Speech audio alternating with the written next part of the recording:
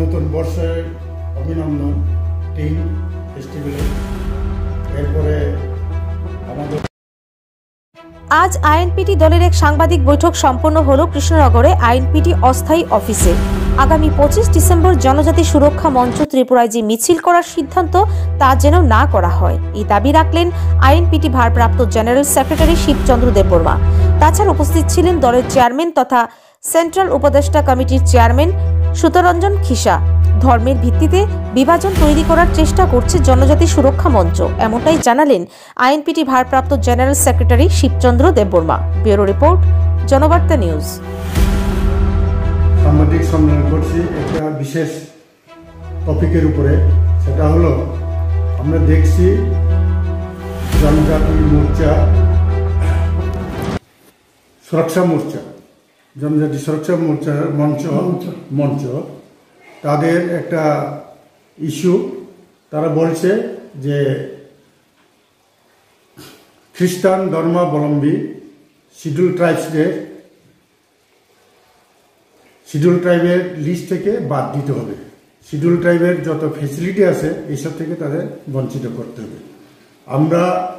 আমি নিজে এবং আইএনপিটির তরফে, আমার এখানে বর্তমানে আছেন আমাদের বয়োজ্যেষ্ঠ আমাদের আইএনপিটি সেন্ট্রাল অ্যাডভাইজারি কমিটির চেয়ারম্যান মাননীয় সুতরঞ্জন খিসা মহোদয়। আমরা আমাদের আইএনপিটির তরফ থেকে এটার জন্য আমরা তীব্র প্রতিবাদ করছি। আমরা মনে করি এই দাবিটা হলো আমাদের শিডিউল ট্রাইবস কমিউনিটির মধ্যে, ত্রিপুরাসের মধ্যে একটা বিভাজন সৃষ্টি করবে। কাজে আমরা চাই না ধর্মের ভিত্তিতে এরকম যেন বিভাজন হয় সমাজের মধ্যে।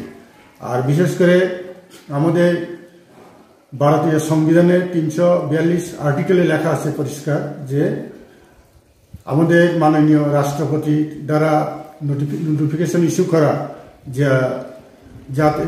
লিস্ট যেটা নোটিফিকেশন ইস্যু করা হয় সেটাতে যারা থাকবে তারা এসটি হিসেবেই থাকবেন, এর বাইরে অন্য কিছু হবে না। সেটা সুপ্রিম কোর্টে হোক বা অন্য কেউ পর্যালোচনা করতেও পারবে না। কাজেই নতুন করে অন্য একটি নোটিফিকেশন না হওয়া অবধি যারা এসটিতে আছে তারা এসটি থাকবে। সেটার জন্য আমাদের পার্লামেন্ট আছে, ওরা দেখবে। কিন্তু এইসবের না গিয়ে এখন আমাদের মধ্যে বিভাজন করার জন্য, বিশেষ করে এই সামনের যে বড়দিন যেটাকে আমরা ক্রিসমাস দিবস বলি বা 25শে ডিসেম্বর, এটা এই দিনে তারা যদি র্যালি করে এটার দাবি নিয়ে, তাদের দাবি নিয়ে, সেটা আমাদের যে সমাজের পক্ষে ভালো হবে না।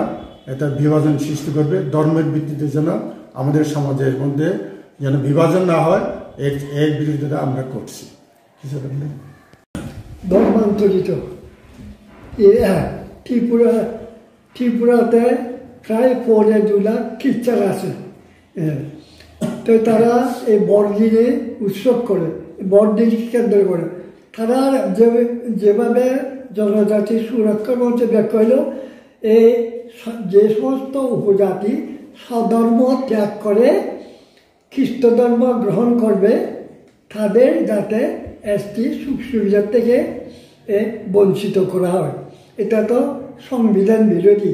এটা ঠিক, সংবিধান সংশোধন করলেই এটা করা যেতে পারে, কিন্তু এখন সেটা নিয়ে ভারতের সংসদে তবুও আলোড়ন উঠবে যদি এ ধরনের কোনো অ্যামেন্ডমেন্ট পার্লামেন্টে আসে।